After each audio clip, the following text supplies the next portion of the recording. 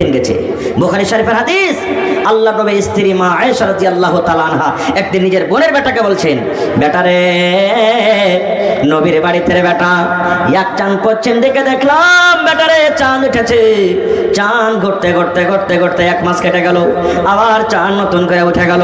সেই চাঁদ ঘুরতে ঘুরতে ঘুরতে ওটাও চাঁদ হয়ে গেল, আবার তৃতীয় চাঁদ দেখলাম, মানে 3 চাঁদ 2 মাস 60 দিন। বলছে বেটারে, নবীর বাড়িতে নবীর বিবি হয়ে আমরা দিন কাটালছি, কিছু রান্না বান্না করবো বলে, ভাত তরকারি রান্না বলে, মাংস রান্না বলে, আমরা ঘাটি রান্না বলে, রুটি বানাবো বলে নবীর বাড়িতে 2 মাস কাটিয়ে দিয়েছি, কিন্তু রান্না বান্না করার জন্য আমাদের জন্য কিছু হয়নি, রান্না বান্না করার জন্য আমাদের চুলা চাক্কি চলেনি। কতদিন চুলা জ্বলেনি ভাই? কতদিন? 2 মাস পর্যন্ত চুলা জ্বলেনি। এখন আমার ভাইয়েরা কাম কাজ করে এসেছে, 2 মাস দূরের কথা, 2 ঘন্টা যদি খালি লেট হয়ে যায়, 2 ঘন্টা দেরি হয়ে যায়, হাতে যদি হাল বা লাঠি থাকলে একবারে শার্ট করে দেবে, হালির বেটি হালি, হ্যাঁ এরকম কাজ করে আসছে, হাড় ভাঙা কাজ করে আসছে, তুই টাইমের পরে খানাটা বানাতে পারিস না, বাড়ি থেকে তুই নখড়া মুখ ছেলে। এই দেখেন কত মা এমন আছে বাড়িতে তাই তরকারি নাই, হয়তো স্বামীটা কোনো কামে কাজে চলে গেছেন, হাগে ই মিনসে ই হতমা ই ভাড়ুয়া ই কখন আসবে রে, কখন আসবে, কখন তাই তরকারি কিনবে। এই দেখেন আল্লাহ নবীর স্ত্রী মা আয়েশা বলছেন, নবীর বাড়িতে আমরা 2 মাস ধরে আমরা চুলা জ্বলেনি, কত কষ্ট করে নবীর বাড়িতে থেকেছে। সুবহানাল্লাহ। আহা, একটা জান্নাতি মেয়ে ছেলের ঘটনা শুনবেন আপনারা? শুনবেন? জান্নাতি মেয়ে ছেলের ঘটনা শুনবেন? আহা, আল্লাহ নবীর মেয়ে হলো 4 জন। কতটি? 4 জন। বড় বেটির নাম, আর মাঝো বেটি, আর 3 নম্বর বেটি। এই 3টা বেটি নবীর বেঁচে থাকা কালে মারা গেছেন। আর সব থেকে যেটা ছোট বেটি ফাতেমা রাদিয়াল্লাহু তাআলা আনহা, নবীর মৃত্যুর পর মারা গেছেন। সেই ফাতেমার কথা বলবো। এই আমার মায়েরা, খালারা, দাদিরা, নানিরা, একটা মহিলা গল্প, যে জান্নাতি বেটি ছেলে, নবী তাকে বলেছেন তুমি জান্নাতে যাবে। শুধু জান্নাতে নয়, যত বেটি ছেলেরা জান্নাতে যাবে সমস্ত জান্নাতি মহিলাদের সর্দারনি হবে। নবী বলছেন আমার বেটি ফাতেমা রাদিয়াল্লাহু তাআলা আনহা। সেই ফাতেমার ঘটনা, আব্বার বাড়ি এসেছেন একটা গোলাম চাইতে এসেছেন। আজকে আমাদের বেটিরা আমাদের বাড়িতে, আব্বাজি একটা মুরগি দাও, আব্বাজি ছাগল দাও, আব্বাজি কাপড় দাও, আব্বাজি এই দাও, চাহে কি চাহে না? হানা বলেন, চাহে না? নবীর বেটি ফাতেমা আব্বার বাড়ি এসেছেন কি চাইতে? একটা গোলাম চাকর চাইতে এসেছে। মায়েরা ভালো করে শুনবেন, আদিসটা আপনারা, আপনাদের খুব জন্য দামি এটা চাইতে এসেছে। যেই সময়তে আব্বার বাড়ি গেলেন দেখা করার জন্য, ওই টাইমে নবীজি কিন্তু বাড়িতে নেই, আব্বার সাথে দেখা হলো না। সতার মা কে? মা আয়েশা রাদিয়াল্লাহু তাআলা আনহা, এটা হলো ফাতেমার সতার মা। মাকে বলছেন আব্বা নাই বাড়িতে। বলছেন না রে বেটি, তোমার আব্বা দাওয়াতের কামে কোনো কামে কাজে গেছে। কি ব্যাপার বলো? বলছে একটু কাজ ছিল আব্বার সাথে। বলছে বলো না। বলছে না, আব্বা থাকলে হয়তো চলে গেলেন। 1 মিনিটও বাড়িতে রুকলেন না। এ মা খাদিজা, রুকাইয়া, সাফিয়া বোনেরা শোন, স্বামীর বাড়ি কত বড় জিনিস দেখেন। আব্বা নাই, কাজে এসেছিলাম, দেখা হলো না, তালা ঘোরা করে চলে গেলেন বাড়িতে। কে জানি আমার স্বামী আমাকে ধরবে, কে জানি আমার স্বামীর কখন দরকার হবে, কে জানি আমার স্বামী আমাকে কোনো কাজে বলবে। একটুকু বাড়তে আর রুকলেন না। আর এখনকার বেটি ছেলেরা কি বলবে জানে? মা খালারা বলবে, থাক না গে, থাক না, তোর বাপ তো গেছে বাজারে, তো সন্ধ্যাবেলাতে চলে আসবে, দেখাশোনা করে তোরা যাস। এই দেখেন, দেখতে পাই না চোখে চোখে আল্লাহ তাআলা এত যে নিয়ামত দান করেছেন। একটা আমার কাছে বই আছে, বাংলা কিতাব, গল্পর মাধ্যমে জ্ঞান। মানুষ যদি গল্প করে তো জ্ঞান বাড়বে। আমাদের মতন নাই যে চায়ের দোকানে বসে গেলাম, ওর হজ কি আল্লাহ কবুল করবে, ঘোড়ার ডিম হজ কবুল করবে, লোককে ঠেকে যা হজ করেছে। ওইটা মুলবি রে, ও দাড়ি থেকে খালি মুলবি হয়ে গেলে হয়ে যাবে নাকি? এই নমাজি, হ্যাঁ ওর নমাজি তো কবুল হবে না। এই যে এরকম গল্প না যে কপারে শুধু গিবত আর চগলখড়ি করবো, এরকম গল্প নয়। গল্পতে লেখছে বোঝানোর জন্য, হাদিসের কথা নেই, বোঝার জন্য। একটা দিনদার নেককার যুবক ছেলে, একবার 18-20 বছরকার যুবক ছেলে, জীবনে গুনাহ কি জানে না, শুধু একমাত্র আল্লাহর ইবাদত বান্দিগিতে দিন কাটায়। একদিনকার ঘটনা, একটা লোক মানে মালাকুল মউত তার কাছে এসেছে। আসার পর তখন বলছেন, ও চিনে না, জানে না যেটা মালাকুল মউত, মানুষের রূপে এসেছে তার কাছে। আসার পর বলছে, আরে যুবক, তুমি আল্লাহর ইবাদত বান্দেগি করছো, একটা তোমাকে খুশখবরি দিয়ে যায়। বলছে কি? বলছে যখন তুমি মরবে, মরার কিছুদিন আগে তোমার কাছে একটা চিঠি আসবে। ওই চিঠিটা যখন তুমি পেয়ে যাবে, তখন মনে করিও আর বেশি দিন আমি দুনিয়াতে বাঁচবো না, মরে যাব। ছেলেটার মনে মনে কি হলো, যাহারে এখন তো আমি জোয়ান হয়ে আছি, মরার আগে যখন চিঠি আসবি করবে, তো এখন এত ইবাদত বান্দিগি করার দরকারটা কি? দুনিয়ার আয়েশ মজ নিয়ে নিয়ে একটু মজাটা লুটেলি। মরার আগে চিঠি আসবে তখন তোবা ইস্তেগফার আল্লাহ বিল্লাহ করে আল্লাহর কাছে গুনাহ কান্না কাটা করে মাফ করে নেব।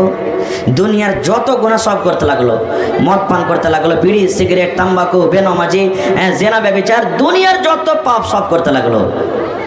এই করে করে বন্ধুরে 20 বছর থেকে 25 বছর হয়ে গেল, 30 বছর হয়ে গেল, 40 বছর হয়ে গেল, 50 বছর হয়ে গেল, 60 বছর হয়ে গেল, বয়স কাটতে যায় কাটতে যায়।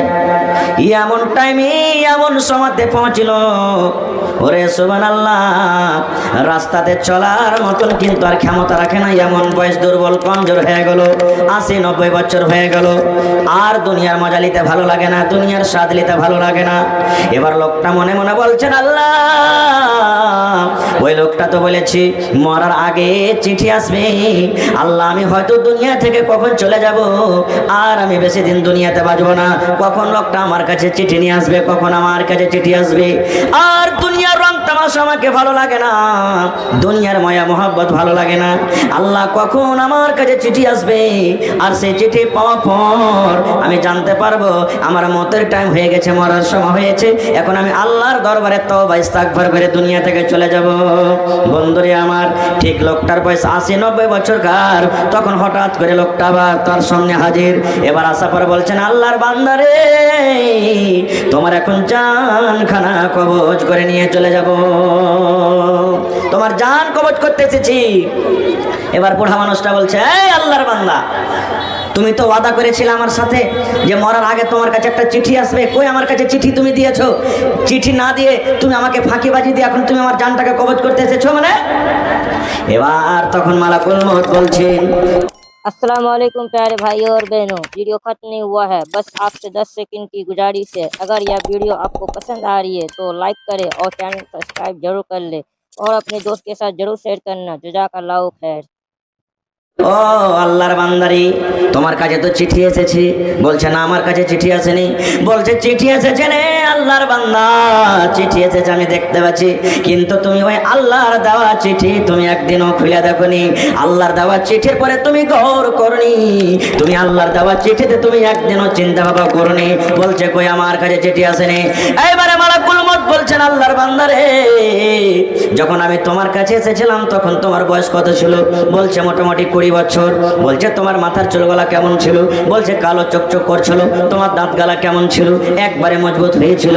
তোমার এই চেহারাটা দাড়ি গালা কেমন ছিল? বলে কালো হয়েছিল। তোমার শরীর শক্তিটা কত ছিল? একবারে খুব ভালো ছিল। তোমার মাঞ্জাটা কি খুঁজা হয়েছিল? বলছেন না। বলছে তুমি দৌড়িয়ে 1-2 কিলোমিটার দৌড়াইতে পারতে না যে পারতাম। এইবারে মালাকুল মউত বললেন, রে আল্লাহর বান্দা, যখন আমি তোমাকে এসে এই মেসেজ দিয়েছিলাম যে তোমার কাছে মরার আগে চিঠি আসবে রে, এখন চিঠি আসার কথা, কয়েকখানটা চিঠি তোমার কাছে এসেছে। আসার পর তুমি একদিনও চিন্তা ভাবনা করনি, গৌর করনি। আজকে তুমি মিথ্যা করে বলছো আমার কাছে চিঠি আসেনি। বলছে কেমন করে?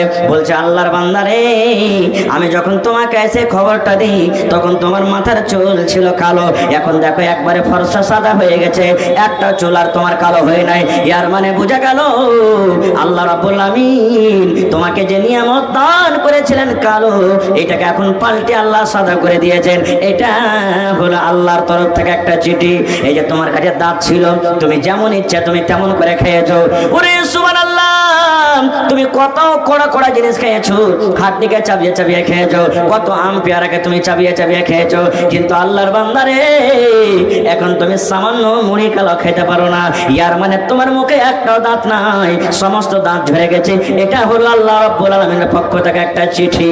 এই যে আল্লাহ তাবারাক ওয়া তাআলা তোমাকে খুব সুন্দর শরীর স্বাস্থ্য দান করেছিলেন, তুমি একবারে হাট্টা কাট্টা যুবক ছিলে, এখন দেখো তোমার বয়স 80-90 বছর হয়েছে, রাস্তা দিয়ে হাঁটছো, দিয়ে থরথর থরথর করে কাঁপছে, হাঁটার মন হয় না, মাঞ্জা টেড়া হয়ে গেছে। এর মানে তোমার আল্লাহ রাব্বুল আলামিনের পক্ষ থেকে একটা চিঠি এসেছে।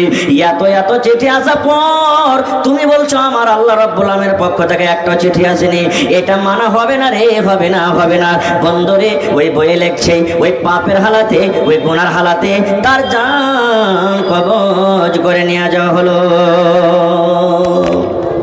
কত লোক এখানে আছে, মরবো এখানে নাকি রে? এখানে তো মরবো না, দুনিয়াতে এখানে বাঁচবো, কিন্তু মৌতের কি কোনো ঠিকানা আছে ভাই? কেউ গ্যারান্টি হইতে পারবেন, গ্যারান্টি নিতে পারবেন যে আমি এতদিন দুনিয়াতে বাঁচবো? পারবো জি ভাই? কেউ পারবো না। আজকে আছি, কাল কোনায় থাকতে পারি, আজকে আছি, 1 মিনিট পরে নাও থাকতে পারি। এই জন্য আল্লাহ তাবারাক ওয়া তাআলার বলার উদ্দেশ্য ঘটনাটা যে আল্লাহ তাআলা যে মাথাতে চুল দিয়েছেন একটা নিয়ামত নয়?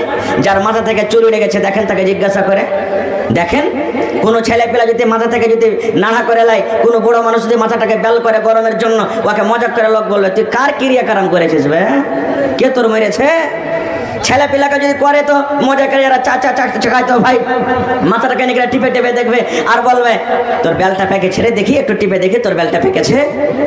এই দেখেন ভাই আমার, প্রত্যেক নিয়ামত সম্পর্কে আল্লাহ তাবারাক ওয়া তাআলা জিজ্ঞাসা করবেন, আল্লাহ ছেড়ে দিবেন না ভাই, আল্লাহ ছাড়বেন না। সুবহানাল্লাহ।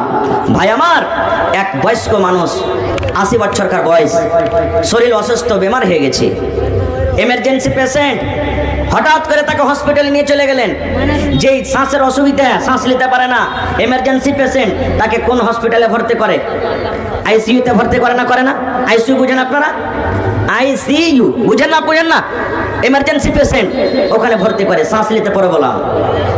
ঠিক সন্ধ্যা 6টার সময় তাকে ঢুকালো, আবার সকাল 6টাতে তাকে বের করে দেওয়া হলো। লোকটা ভালো হয়ে গেছে, 80-90 বছরকার বয়স। ডাক্তার বাবু সকালবেলাতে বিল লিখছে, বাবজি আপনার বিল হইল 15,000 টাকা, এই হসপিটালের চার্জ 15,000 টাকা আপনাকে লাগবে। যেমন 15,000 টাকার কথা শোনা, ওই পড়ার চোখ দিয়ে ঝরঝর করে পানি ঝরতে শুরু হয়ে গেছে। তার চোখ দিয়ে ঝরঝর করে পানি ঝরছে। ডাক্তার মনে মনে বলছেন এটা গরিব মানুষ মনে হয়, 15,000 টাকা মনে হয় বিল ভারী হয়ে গেছে, তার জন্য কান্দে। বলছে বাবা ধন, আপনি কান্দিয়েন না, আমি 15,000 থেকে 5,000 মাইনাস করে দিলাম, 10,000 টাকাকে আপনি আমাকে দিয়ে দেন। তাও কাঁদছে, 5,000 টাকা ছেড়ে দাও করো, তাও কাঁদছে। আবার ডাক্তার মনে মনে বললেন, মনে হয় 10,000 টাকাও দিতে পারবে না, মনে হয় আর মনে হয় আগে পিছে কেউ নেই নাকি। বলছে বাবাজি আরো 5,000 টাকা আমি দিয়ে দিলাম, 5,000 টাকা আপনি আমাকে আদায় করেন। কিন্তু তার চোখে পানি আসি, তাও কাঁদতে আছে। এবারে ডাক্তার সাহেব বলছেন, আরে আল্লাহর বান্দা, মনে হয় তুমি 5,000 টাকা দেওয়ারও ক্ষমতা রাখো না। যাও তোমাকে ফ্রিতে আমি ট্রিটমেন্ট করে দিলাম, ফ্রিতে তোমার ইলাজ পানি করে দিলাম, তোমাকে টাকা লাগবে না। যাও তুমি বাড়িতে চলে যাও। গোটা টাকা মাফ করা পর তারও চোখ দিয়ে পানি ঝরছে, কাঁদছে। ডাক্তার সাহেব বলছেন যে বাবজি আমি কিছু বুঝতে পারি না। বলছে কি রে বাবা? বলছে 15,000 টাকা আপনার চার্জ হয়েছিল, আমি একবার 5,000 মাফ করলাম, তাও কানলেন। আরো 5,000 মাফ করলাম, কানলেন। গোটা টাকা মাফ করে দিলাম, এবারও কাঁদছেন, কারণটা কি? এখন তো আপনাকে খুশি হওয়া দরকার। এইবারে ওই বুড়া লোকটা বলছেন, ডাক্তার বাবু আমি 15,000-এর জন্য আমি কান্দি না। বলছে তবে কেন কান্দেন? বলছে ডাক্তার বাবু আল্লাহ রাব্বুল আলামিন আমাকে বাড়ি দিয়েছেন, গাড়ি দিয়েছেন, জমি জায়গা টাকা পয়সা সব দিয়েছেন। আল্লাহ আমাকে কোনো জিনিস থেকে আল্লাহ মাহরুম করেনি।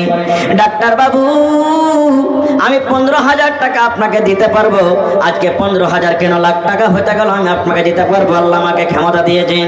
কিন্তু ডাক্তার বাবু এই জন্য আমি কান্দি, আল্লাহ রাব্বুল আলামিন যদি আমাকে কিয়ামতের দিন জিজ্ঞাসা করেন, আরে আল্লাহ আমার বান্দা তোমার নামাজের হিসাবটা রেখে দাও, তুমি নামাজ পড়েছো কেন আমি আল্লাহ এটা দেখতে যাব না। রোজার হিসাবটা তুমি ছেড়ে দাও, তুমি রোজা রেখেছো কেন আমি আল্লাহ সেটা দেখতে যাব না। তুমি হজ করেছো কেন এটা আমি দেখতে যাব না। তুমি দান করেছো কি করনি এটা আমি দেখতে যাব না। মদ পান করেছো কি করনি এটা আমি দেখতে যাব না। আল্লাহ বলেন বান্দারে তুমি ডাক্তারের হসপিটালে 12 ঘন্টাতে যদি তোমার চার্জে 15,000 টাকা হইতে পারে, তুমি অক্সিজেন নিতে পারছিলে না, ডাক্তার তোমার অক্সিজেনের ব্যবস্থা করে দিয়েছি। এই শ্বাস নেওয়া তোমার প্রমাণ ছিল, এটা তুমি নেওয়ার জন্য যদি 15,000 টাকা 12 ঘন্টাতে দিতে পারে, আল্লাহ যদি বলে বান্দারে হাতের হিসাবটা রেখে দাও, চোখের হিসাবটা তুমি রেখে যাও, ব্রেনের হিসাবটা তুমি রেখে দাও, জিহ্বার হিসাবটা তুমি রেখে দাও, দাঁতের হিসাবটা তুমি রেখে দাও, পেটের হিসাবটা তুমি রেখে দাও, পায়ের হিসাবটা তুমি রেখে দাও, আল্লাহ যদি বলেন বান্দারে ওই 12 ঘন্টাতেই 15,000 টাকা তোমার বিল হয়েছিল শ্বাসের। ওই 15,000 টাকার এভারেজে এই গোটা 80-90 বছর যেদিন থেকে তুমি মায়ের পেট থেকে দুনিয়াতে এসেছো সেদিন থেকে নিয়ে আজকে 90 বছর হয়ে গেল। এই 90 বছরকার শুধু তোমার হিসাবটা দিয়ে দাও কিসের? এই যে তুমি আমার দেওয়া অক্সিজেন, আমার দেওয়া শ্বাস নিয়েছো, এই শ্বাসের মাত্র হিসাবটা দিয়ে দাও। ডাক্তার বলছেন, ওই লোকটা বলছেন, ডাক্তার বাবু এই জন্য আমি কান্দে আল্লাহর সামনে দুনিয়ার সমস্ত হিসাব বাদ দিয়ে আল্লাহ যদি মাত্র আমাকে শুধু হাসে হিসাবটা নাই, আমি কেমন করে আল্লাহর কাছে হিসাব দেব? দেওয়ার আমার ক্ষমতা নাই, এই জন্য আমি কাঁদছি। কোনোদিন চিন্তা ভাবনা করেছি ভাই, আল্লাহর দেওয়া জমিনে চলছে, আল্লাহর দেওয়া দেহ নিয়ে ঘুরছি, আল্লাহর দেওয়া রোজি খাচ্ছি। আজকে তো দানা পানির কোনো অভাব নাই, আছে কি? আমার হাজি সাহেব বসে আছেন, আজ থেকে 15 বছর 20 বছর বয়সে দেখবেন যত বাপজিরা আছেন, এমনও দিন গেছে গোটা দিন পার হয়ে গেছে, একদিনও এমনও দিন গেছে যে গোটা দিনে একটা বিস্কিট পর্যন্ত খেতে পাইনি, দানা দূরের কথা। এরকম দিন গেছে না যায়নি? হানা বলেন ভাই, গেছে না যায়নি? এখন একটা বাচ্চাতে যতটি নষ্ট করছে খাওয়া দূরের কথা, একটা বাচ্চাতে মুরগিতে যতটি দানা খেয়েছে একটা পরিবার মিলে তখন অতটি দানা খেতে পাইনি, এরকম দিন গেছে। বুখারী শরীফের হাদিস, আল্লাহ নবীর স্ত্রী মা আয়েশা রাদিয়াল্লাহু তাআলা আনহা একদিন নিজের বোনের বেটাকে বলছেন, বেটারে নবীর বাড়িতে রে বেটা, এক চাঁদ পশ্চিম দিকে দেখলাম বেটারে চাঁদ উঠেছে। চাঁদ ঘুরতে ঘুরতে ঘুরতে ঘুরতে 1 মাস কেটে গেল, আবার চাঁদ নতুন করে উঠে গেল, সেই চাঁদ ঘুরতে ঘুরতে ঘুরতে ওটাও চাঁদ হয়ে গেল, আবার তৃতীয় চাঁদ দেখলাম, মানে 3 চাঁদ 2 মাস 60 দিন। বলছে বেটারে নবীর বাড়িতে নবীর বিবি হয়ে আমরা দিন কাটালছি, কিছু রান্না বান্না করবো বলে, ভাত তরকারি রান্নবো বলে, মাংস রান্নবো বলে, আমরা ঘাটি রান্নবো বলে, রুটি বানাবো বলে নবীর বাড়িতে 2 মাস কাটিয়ে দিয়েছি, কিন্তু রান্না বান্না করার জন্য আমাদের জন্য কিছু হয়নি, রান্না বান্না করার জন্য আমাদের চুলা চাক্কি চলেনি। কতদিন চুলা জ্বলেনি ভাই?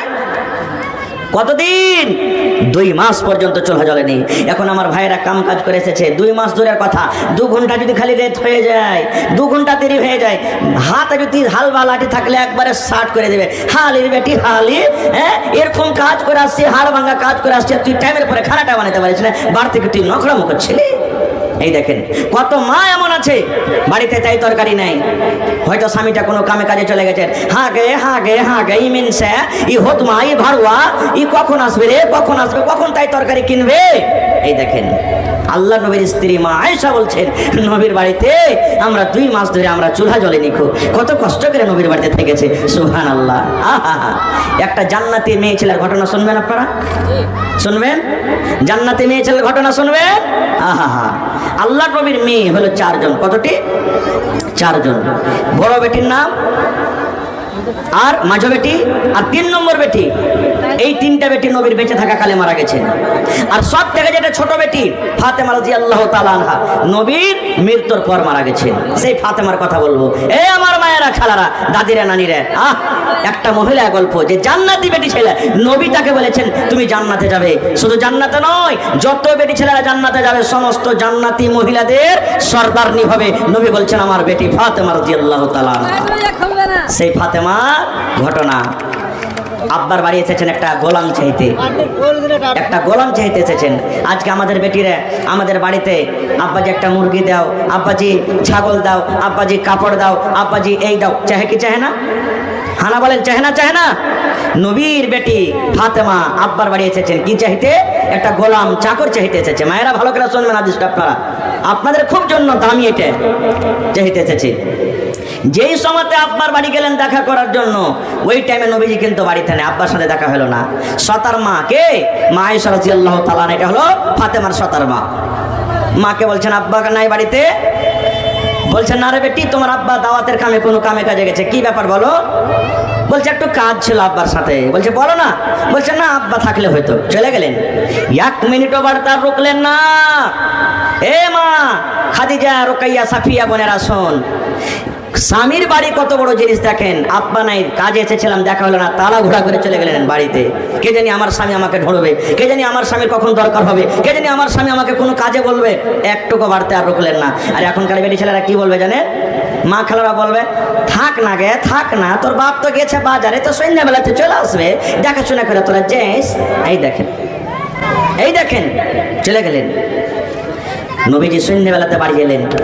বাড়ি আসার পর মা এসা বলছেন, ইয়া রাসূলুল্লাহ, কি দরকারে ফাতেমা বাড়িতে এসেছিল আপনার সাথে দেখা করার জন্য? দেখা হয়নি বলে চলে গেছেন। আল্লাহর নবী কত ভালোবাসতেন মেয়েকে। ওরে সুবহানাল্লাহ, আমার বেটি আমার সাথে দেখা করার জন্য এসেছিলেন। আল্লাহর নবী আর বাড়িতে না দাঁড়িয়ে তাড়াতাড়ি করে চলে গেলেন বেটির বাড়ি বেড়াতে। আমার বেটি আমার সাথে দেখা করার জন্য এসেছিল, কি আমার দরকার ছিল আমার সাথে? নবীজি চলে গেলেন দরজাতে, বলছেন, ফাতেমা রে, ও ফাতেমা, তোমরা ঘুমিয়ে গেছো নাকি বেটি? তোমরা ঘুমিয়ে গেছো নাকি? ফাতেমা বলছেন, আব্বা গো, এখনো তোমরা ঘুমাইনি, এক্ষুনি মাত্র হয়তো এই বিছানে আমরা শোয়ার জন্য আমরা ব্যবস্থা নিচ্ছি। আল্লাহ রাসূল বললেন, জামাই বাবু আলু কই? আমার জামাই আলী কই? বলছে, আব্বা গো, আপনার জামাই বিছানে শুয়ে গেছি। নবীজি বলছেন, বেটি রে, তোমরা যেইভাবে শুয়ে আছো তোমরা ওইভাবে শুয়ে থাকো, আমি নবী ঘরের ভিতরে আছি। ফাতেমা রাদিয়াল্লাহু তাআলা আনহা বলেন, আমরা স্বামী স্ত্রী বিছানে শুয়ে আছি, একদিকে এক সাইডে আমি ফাতেমা, একদিকে আমার স্বামী আলী। আমার আব্বা জান দয়ার নবী আমাদের দুইজনের মধ্যখানে গিয়ে বসে গেলেন। এবার গল্প শুরু হইল। নবীজি বলছেন, বেটি রে, আমি শুনলাম রে মা, তুমি নাকি আমার সাথে দেখা করার জন্য গিয়েছিলি। কি তোমার দরকার ছিল রে মা? কি কারণে তুমি আমার সাথে গেছিলে? ওরে সুবহানাল্লাহ, মায়েরা শুনেন। এবারে ফাতেমা নিজের হাতখানা আব্বাকে এরকম ভাবে দেখেছি। আব্বা গো, এই যে দেখেন আমার হাতখানা দেখেলি, ও আমার দরদিনী আব্বা, আমার হাতখান দেখি, আপনার কলেজার টুকরা ফাতেমার হাতখান দেখি। দয়ার নবী হাতের দিকে দেখছেন, ফাতেমার হাতে ছোট ছোট ছোট ছোট ফোঁসা পড়ে আছে, ফাতেমার হাতে ফোঁসা পড়ে আছে, ফাতেমার হাত খান্ডা লহলাহান হয়ে আছে। আল্লাহ রাসূল বলেছেন, যে আমার ফাতেমাকে কষ্ট দেয় সে নবী যেন আমাকে কষ্ট দিলি। ফাতেমাকে যে ভালোবাসে সে আমার নবী আমাকে ভালোবাসে। যে হাসান হোসেনকে কষ্ট দেয় নবী যেন সে আমাকে কষ্ট দিলি। যে আমার নাতি হাসান হোসেনকে ভালোবাসে সে যেন আমাকে আমি নবী আমাকে ভালোবাসি। নবীজি এরকম বলে গেছি। দেখছেন ফাতেমার হাতে ফোঁসা পড়ে আছে, কত ফোঁসা সাদা সাদা হয়ে আছে, কত ফোঁসা গলে গেছে, হাত রক্তে রক্তিত হয়ে গেছে। আল্লাহ নবী বললেন, বেটি রে, কি ব্যাপার, তোমার হাতে ফোঁসা কেন? কি তুমি কাজ করেছো রে মা? তোমার হাতে ফোঁসা কেন রে মা? তোমার হাতে এত বড় বড় ফোঁসা কেন?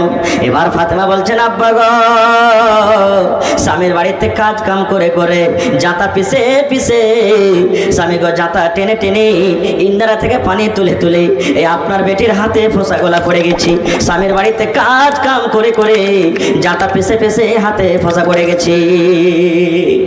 আহ, নবীজির বেটি, আহা হা, আজকে যদি এমপি এমএলএর মেয়ে হয় তার গর্বতে তার ঘমণ্ডে থাকা যায় না নাকি? কোনো ধনীর বেটি হয়, শাশুড়ি যদি কোনো কথা বলে, স্বামী যদি কোনো কথা বলে, একবারে তেরিয়ে খাড়ো হয়ে বলবে, রে গোলামের বেটা গোলাম, তুই চিনিস স্বামীকে? তোকে লাল মতন খাইয়েছে পরে মরা, তুই বেশ এরকম কথা বলবি তো? একবারে উল্টা সিধা কথা বলবে। নবীর বেটি ফাতেমা, নবী বলেছেন, যত মহিলারা জান্নাতের ভিতরে যাবে রে, সমস্ত জান্নাতীদের সরদারনি হবে আমার বেটি। अस्सलामु अलैकुम वरहमतुल्लाहि वबरकातुहू। आशा करता हूँ कि आपको यह तकरीर बहुत ज़्यादा पसंद आया होगा। पसंद आए तो आपको इस वीडियो को लाइक कर लेना होगा और अपने दोस्त के साथ जरूर शेयर कर देना और इस चैनल को सब्सक्राइब कर लेना। कि हमारे नबी का सुन्नत है, जो एक बंदा इल्म की बात सीखे और दूसरे बंदे को अगर सिखाए तो उसको भी उतना सवाब मिलता है जितना सीखने वालों को मिलता है। आपसे ये उम्मीद है कि मेरी इस जर्नी को सपोर्ट कर सकते हैं शेयर करके। बाकी अगर आप लोग डेली ऐसी तकरीर वीडियो को देखना चाहते हैं तो मेरे चैनल को जरूर सब्सक्राइब कर लेना। सब्सक्राइब करने के बाद आपको एक घंटी का आइकन आएगा, उसको दबाकर जरूर ऑल पे कर लेना ताकि हर एक वीडियो का नोटिफिकेशन सबसे पहले आप तक पहुंच जाए। मिलते हैं नेक्स्ट वीडियो में, तब तक के लिए thanks for watching and bye bye, जज़ाकल्लाह खैर, अस्सलाम वालेकुम।